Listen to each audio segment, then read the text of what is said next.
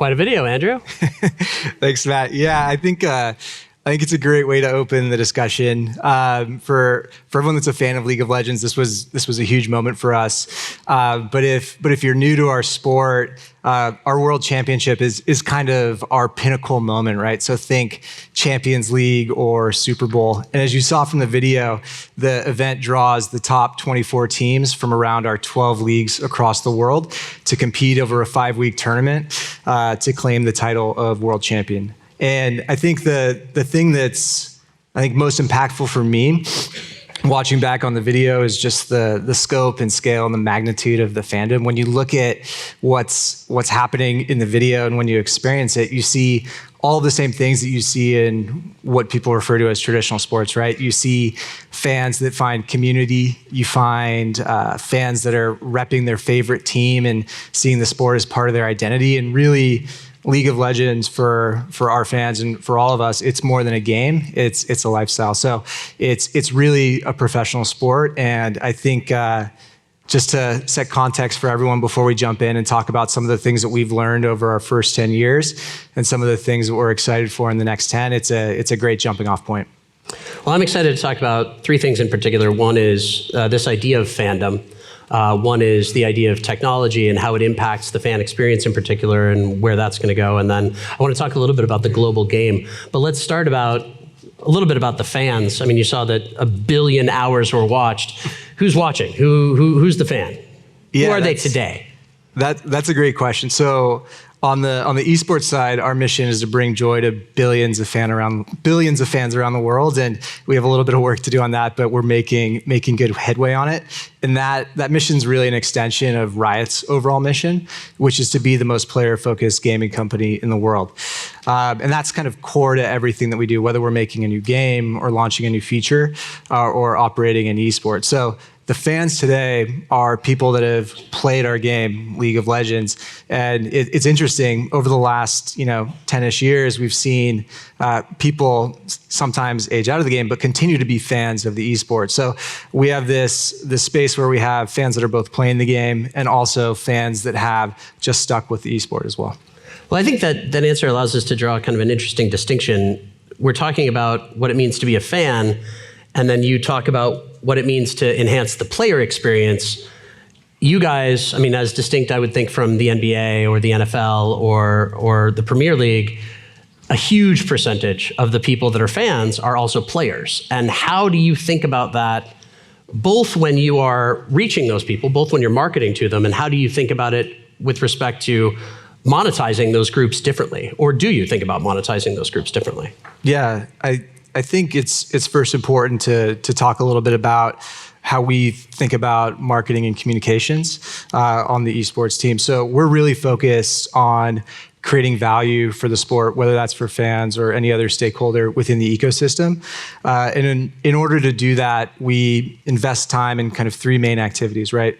The first is making the sport accessible and aspirational, so think where we distribute and how we storytell around it. The second area is in driving sustainability through commercialization, so working really closely with our BD partners on integrating partners into the sport experience, and then also with our digital products team to create great around game experiences.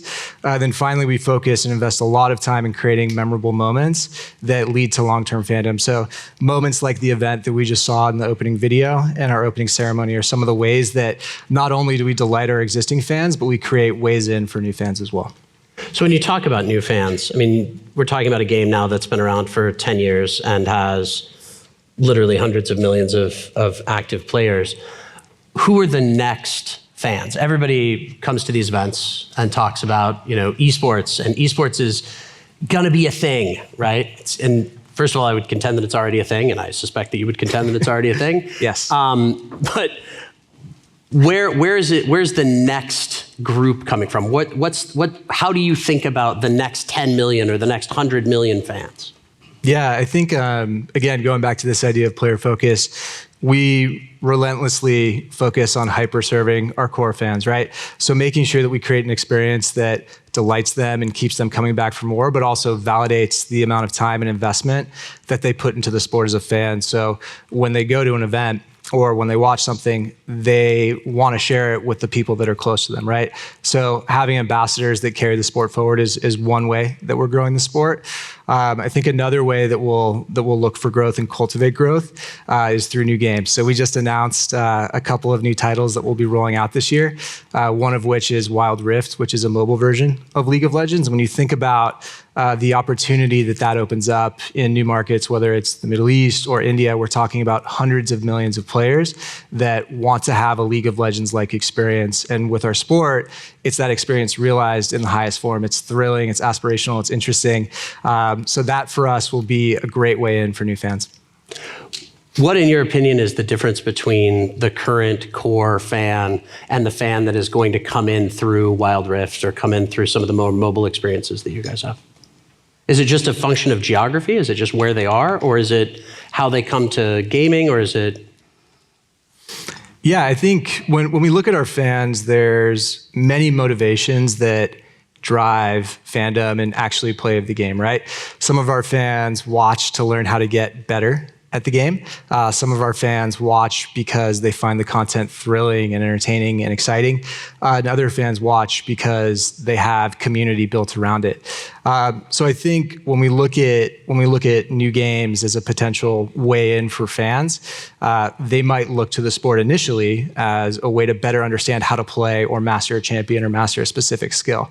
But with the way that our leagues are set up around the world and how we've invested in creating personalities around the pros and pulling in top tier partners, that initial fandom that's born out of wanting to learn how to play the game transcends into something bigger, which is identifying with a specific team or a specific pro.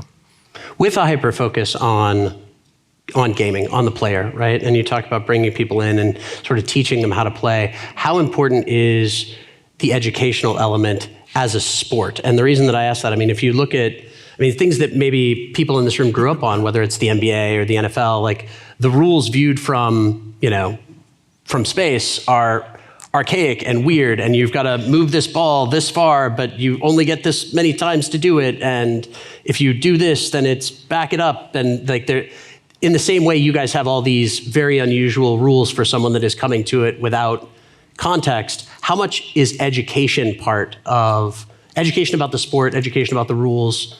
How much is that a part of the messaging that you're trying to get out? Yeah, it's a major part, right? And we want to be one of, if not the most accessible sport in the world. So when we think about how we explain the sport through broadcast or the type of shoulder content that we create or how we even integrate into game, education's a key part of it.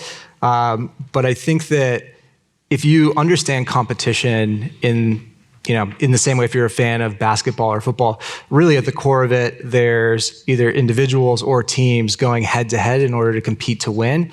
And that's core in every game that we make. So there is nuance and there are varying depths of strategy and your ability to understand the game, but pulled back, it's clear to see that it is really all about competition in its purest form.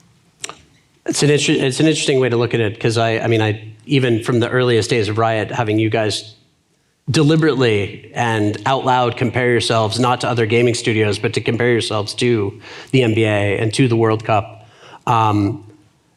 10 years ago, that seemed like a pretty big bite. How do you feel now? Super humbled, first and foremost, by the passion of our fans and just the quality of the partners that are invested in the ecosystem with us. I mean, if you look at the North American LCS as an example, we have NBA franchises investing in teams. So I think it started with an ambitious goal, but at the core of it was an understanding that, when you have a game that is built on competitive principles and competitive integrity is kind of at the forefront of your decision making and player focus is there, that you can build into something great.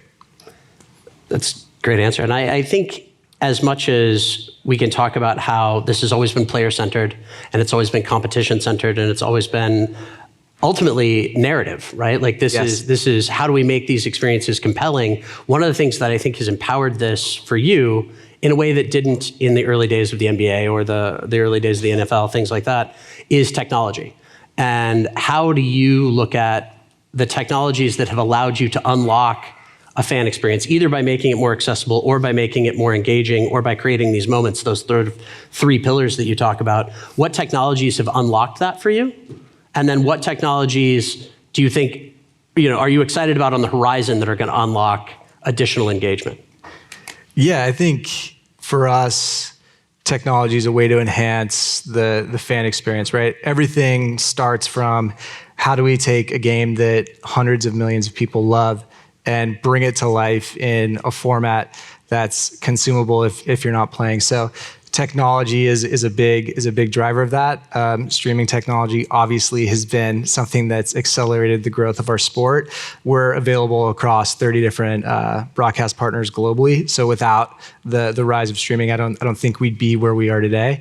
But when we look at the kind of the live experience and the online viewing experience, there's other things that we do as well. So we've built out our own viewing platform that allows fans to come in and watch their favorite leagues anywhere in the world, and they can choose their preferred streaming partner. And on top of that experience, we have other kind of value-adding products that deepen fandom and drive more engagement back to the watch experience. So things like watch missions or watch rewards, or our product ProView, which is a multi-view stream, which lets you look deeply into the way that individual pros are playing at one time.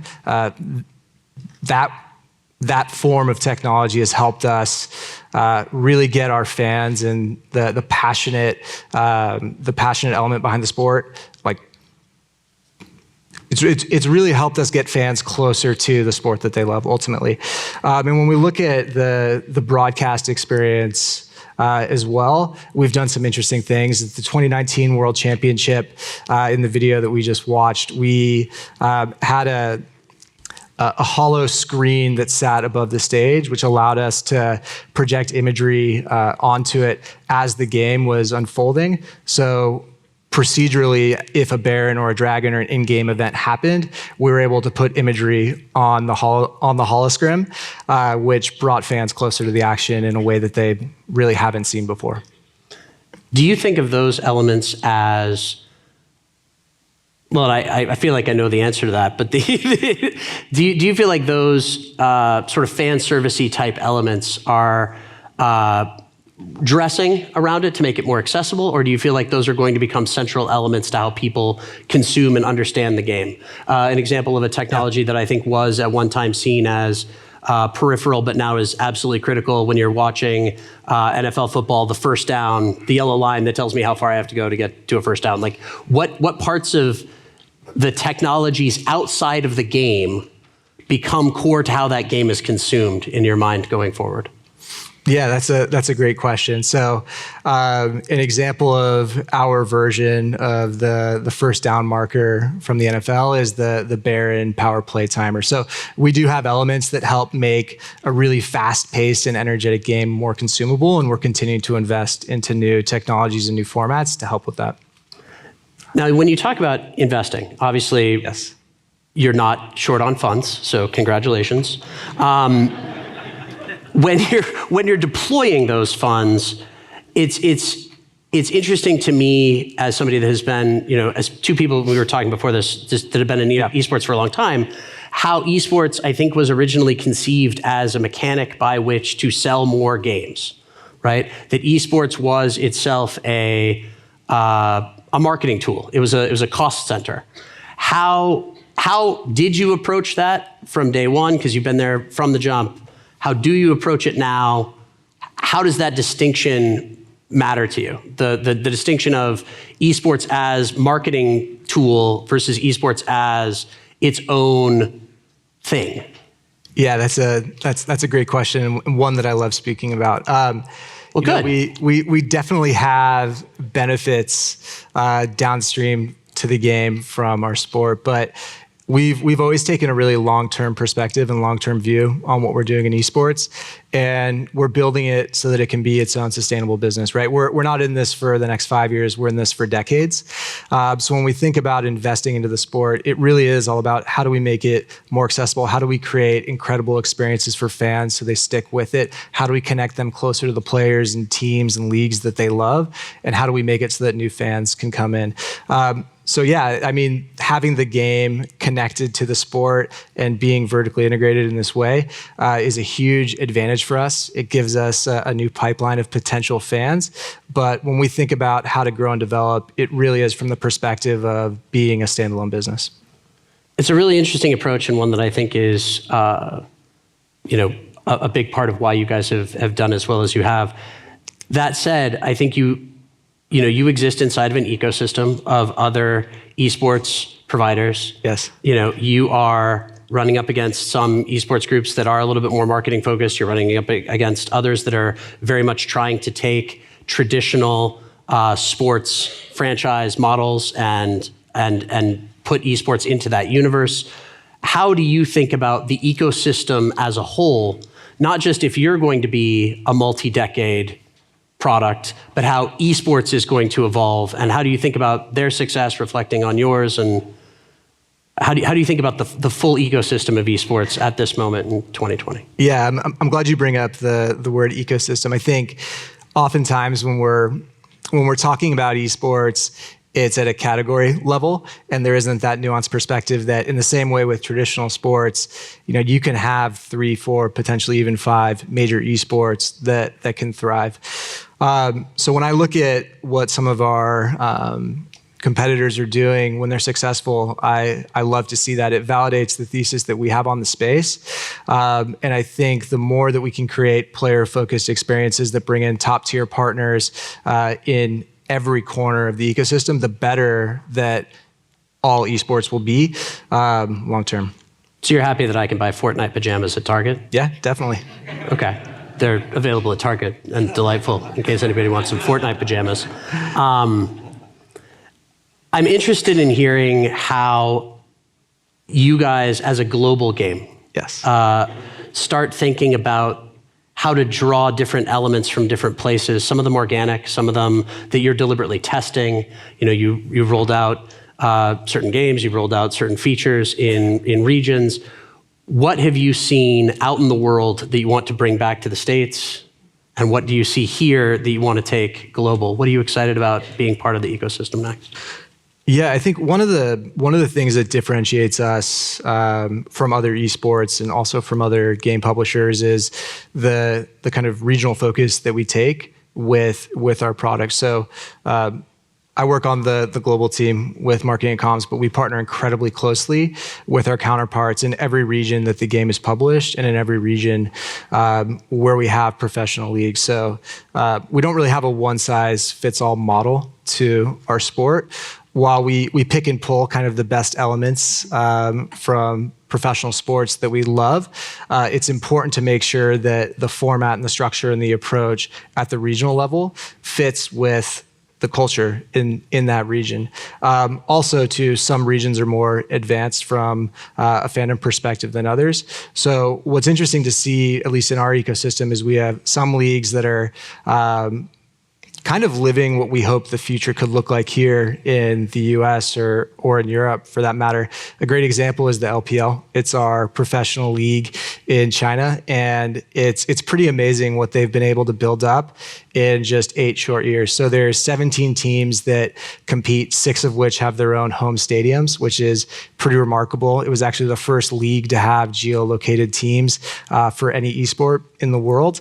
And that professional league is supported by a developmental league beneath that with 25 teams. So the depth of the ecosystem and the way to create the next stars is incredibly robust. And I think the way that they've been able to cultivate world-class partners has also fed into the growth of the league. So in the LPL, they have A-tier automotive sponsors, mobile partners. And when you look at them in comparison to the NBA, it's right there. It's head to head. And I think the way that the league's grown is reflective of the fact that it's the 3rd most popular sports league in China today.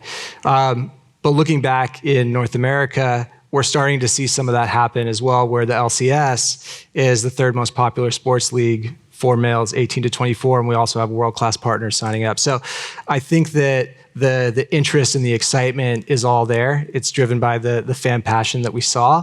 And, being a global company, we're really able to see what's working within certain regions and take that and apply it to other leagues within the broader ecosystem. Let's talk a little bit about some of those partners. I know you guys partnered with Louis Vuitton. Yes. I know you guys have your own beers in China. Like, there's a whole set of things that you guys have developed relationships, whether official, unofficial. You guys have done a lot of really interesting work to bring top tier partners in.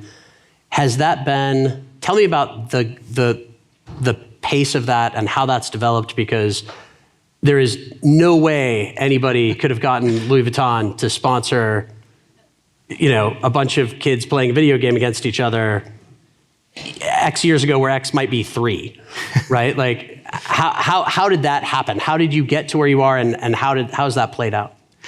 Yeah, for us, we take partnerships incredibly seriously in the same way that we take the game and the leagues that we operate seriously.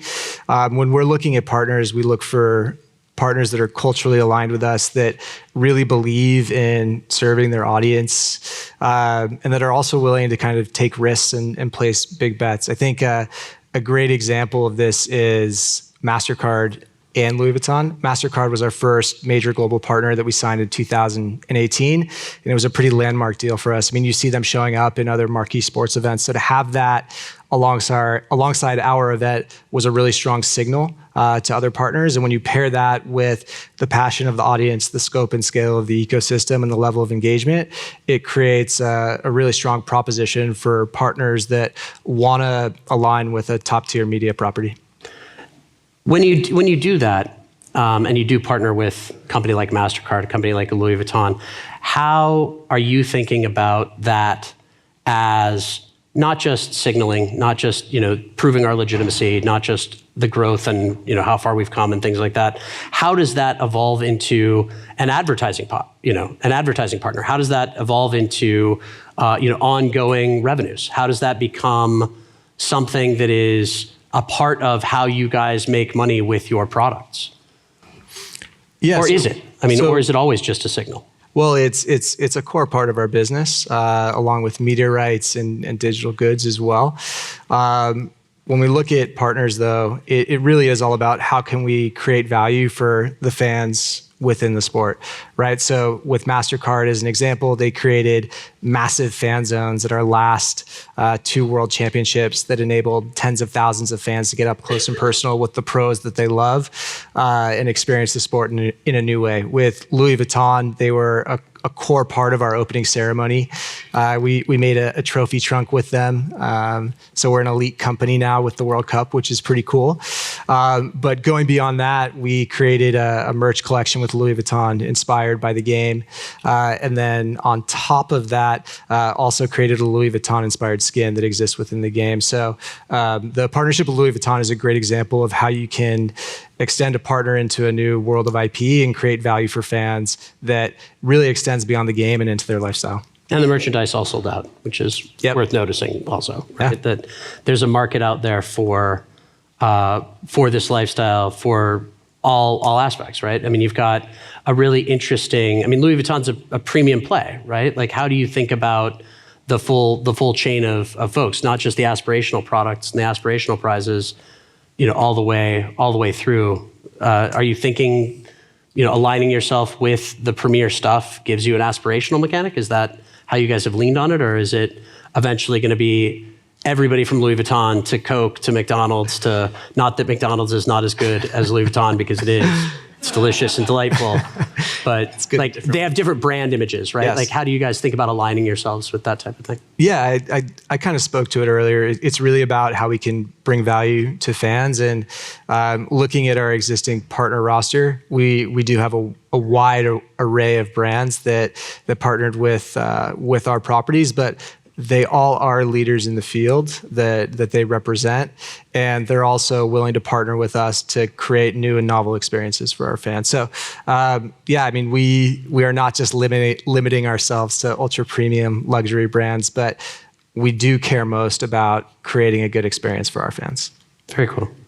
How do you guys think about tying the live experience to the to the online experience? Because I think that you guys were sort of born online in a way that a lot of things aren't. And then the live experience came, maybe not second, but maybe second, right? Like how do you guys think about integrating the live experience, and who do you feel like has done that well? That's a great question. I think for us, at the core of what we do is just trying to make an epic sports experience for everyone that watches, right? So thrilling competition, incredible moments, figures that are incredibly compelling with strong personalities. And that comes to life in the live experience and online. I think connecting elements of the live experience to make the online experience more immersive is a target of ours, and that's where products like ProView and Missions come into play. But it's something that we feel like we've been doing for the last few years.